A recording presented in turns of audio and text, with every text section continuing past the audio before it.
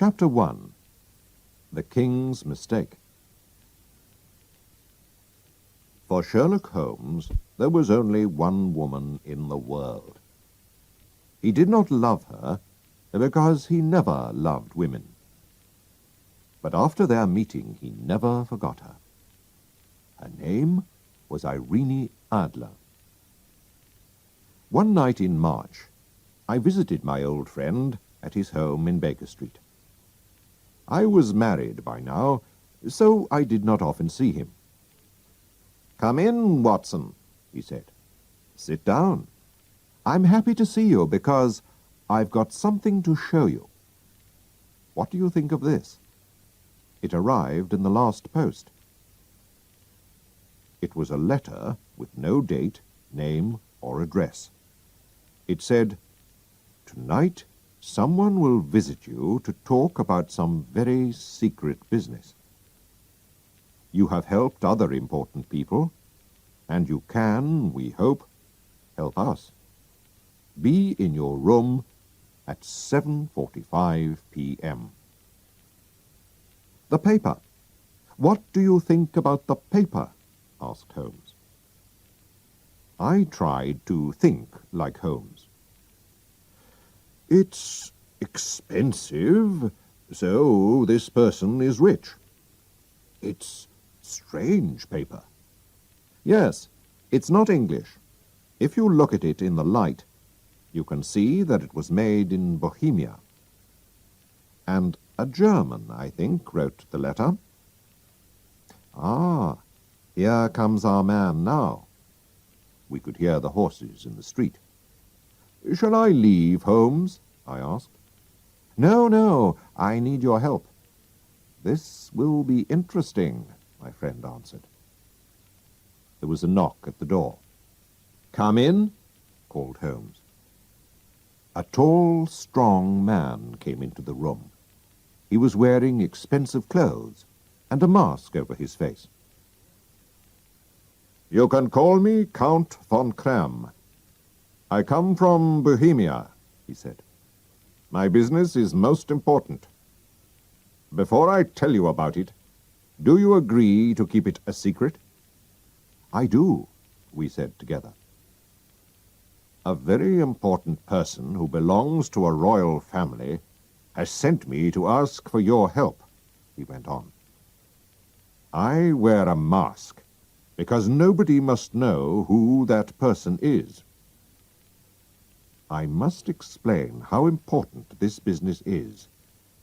If you cannot help, there will be difficulty and trouble for one of the most important families in Europe, and perhaps a very big scandal.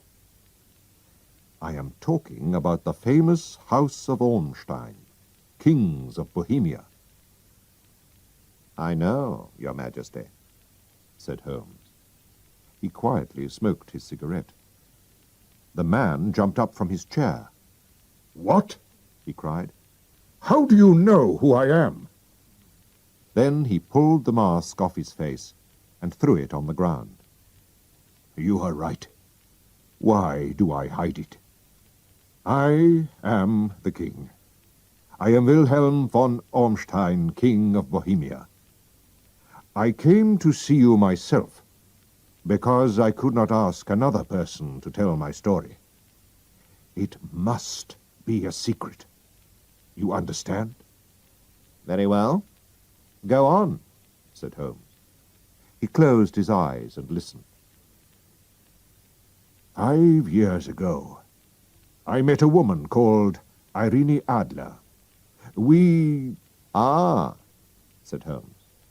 "Irene Adler, born in 1850, singer, lives in London. A very beautiful woman, I hear." He looked at the king. "You and she... you loved her for a while, and then left her. But before you left her, you wrote her some letters, perhaps. And now you want to get these letters back." "That's right." "Did you marry her?" "No." "If she asks you for money, and shows you the letters, you can say that you didn't write them. But, Mr. Holmes, she also has my photograph. You can say that you didn't give her a photograph. We were both in the photograph. Oh, dear.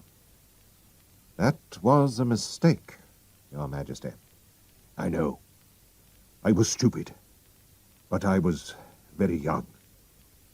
You must get the photograph back. Can you steal it from her house? I have tried 5 times. But my men couldn't find it. What can I do?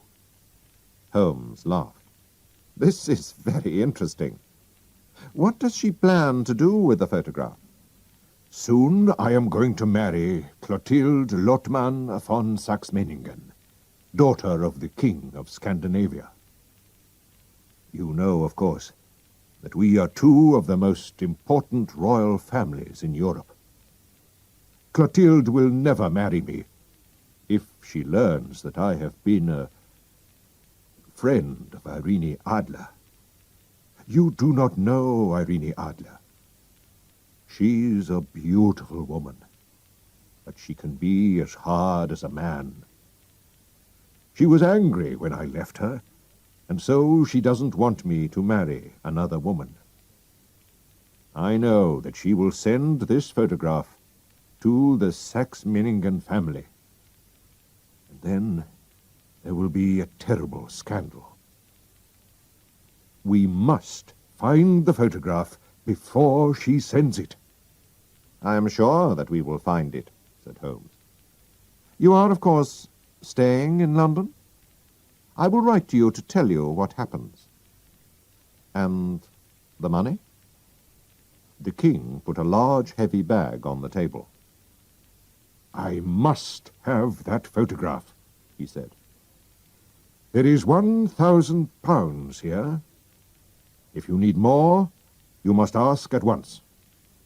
The money is not important. And the young woman's address? Asked Holmes. Bryony Lodge, Serpentine Avenue, St. John's Wood, London. Good night, Your Majesty, said Holmes. I hope to have some good news for you soon. The King left, and Holmes turned to me. And good night, Watson. Please come back tomorrow at 3 o'clock in the afternoon. Chapter 2. A Servant Finds Out. When I arrived the next day, Holmes was not there. So I waited in his room. At 4 o'clock the door opened, and a very strange servant came in. He wore old, dirty clothes, and I had to look very hard before I saw that it was my old friend. "Holmes," I cried, "where have you been?" "I've had a very good day," he replied with a smile. "I've been outside Miss Irene Adler's house. Servants are always happy to talk, and so I have heard a lot about the young woman. For example, she has a good-looking man friend called Godfrey Norton, a lawyer who often visits her. Now, why? If he's her lawyer, perhaps she's already given him the photograph. But if he loves her, she won't show him the photograph." "Most interesting, Holmes," I said. While I was there, Mr. Norton himself suddenly arrived. I watched them through the windows. When he left, he jumped into a taxi. "To the Church of St. Monica, as fast as you can," he shouted. 2 minutes later, Miss Adler ran out of her house, jumped into another taxi, and called, "To the Church of St. Monica, quickly." I couldn't miss this, Watson, so I jumped into a third taxi. When I arrived, I went into the church. Godfrey Norton looked round and saw me. "Thank God!" he shouted. "Come here quickly." "Why?" I asked. Come on, man, we need you. And so I helped Godfrey Norton to marry Irene Adler. They needed a witness, and a servant from the street was better than nobody. So, she's married him. What shall we do now? I asked. Well, tonight, my dear Watson, I need your help. Will you do what I ask? Without questions? Of course, Holmes, if you think that it's important, I answered. Later, we'll go to Bryony Lodge. Irene Adler, or Irene Norton, will arrive home at 7 o'clock, and she will ask me to go into the house. You must wait outside near the sitting-room window, and when it opens, watch me inside. When I hold up my hand, throw this thing into the room and shout, "Fire!" I took the small thing out of his hand. "What is it, Holmes?" I asked. "It's a smoke stick. The room will very quickly be full of smoke. After that, wait for me at the corner of the street." "Right. I'll do what you want," I said. Chapter 3. Fire. That evening Holmes again wore different clothes, and a large black hat. But it was not just the clothes that were different. He changed his face, his hair, everything. He was a different man. We walked together to Serpentine Avenue. Outside the house there were a lot of people who were smoking, laughing, and talking. Holmes and I walked up and down in front of the house. "You see," said Holmes to me, "I think she doesn't want her new husband to see the photograph." "But where is it?" "At her bank?" "No, women like to keep important things themselves. I'm sure it's in her house." "But the king's men tried to find it," I said. "Yes, but they didn't know where to look," said Holmes. "But how will you know?" I asked. "I won't look. She'll show me. She'll have to." Just then a taxi arrived. One of the men in the street ran to open the door. Then another man pushed him. Other men were also pushing and shouting, and a fight began. Irene Norton was in the middle of it, but Sherlock Holmes ran to help her. Then suddenly he fell to the ground, with blood running down his face. Irene Norton hurried to her front door, but she looked back. "How kind of him to help me! Is the poor man hurt?" she called. "He's dead," cried some voices. "No, he's only hurt," cried others. "Bring him into the sitting-room," she said. Some people carried Holmes into the house.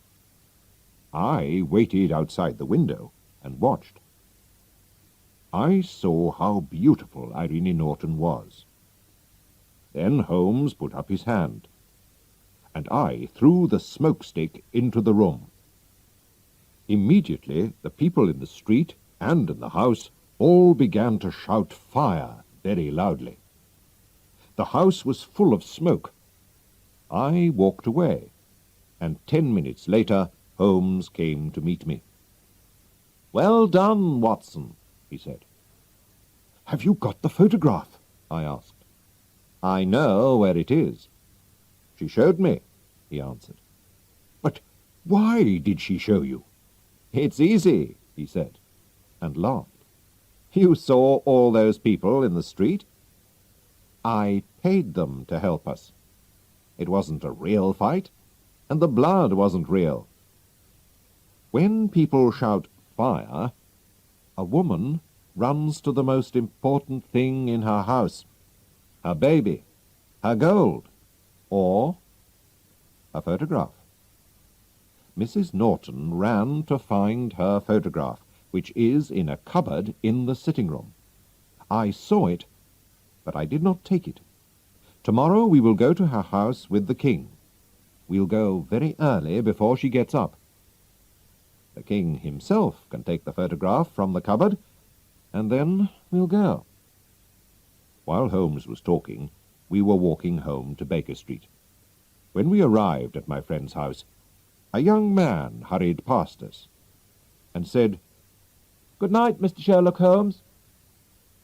"I've heard that voice before," said Holmes to me. He looked down the street. But who was it? Chapter 4. A Photograph. The next day we went to Irene Norton's house with the king. An old servant opened the door. "Mr. Sherlock Holmes?" she asked, and smiled. "Yes," said my friend. He looked very surprised. "Mrs. Irene Norton and her husband left England this morning. They will never come back to this country." "What?" cried Holmes, his face white and angry. "And what about the photograph?" cried the king. We all hurried into the sitting-room. Holmes ran to the cupboard and opened it. Inside was a photograph, not of Irene Adler and the king, but of the beautiful Irene alone. There was also a letter for Sherlock Holmes.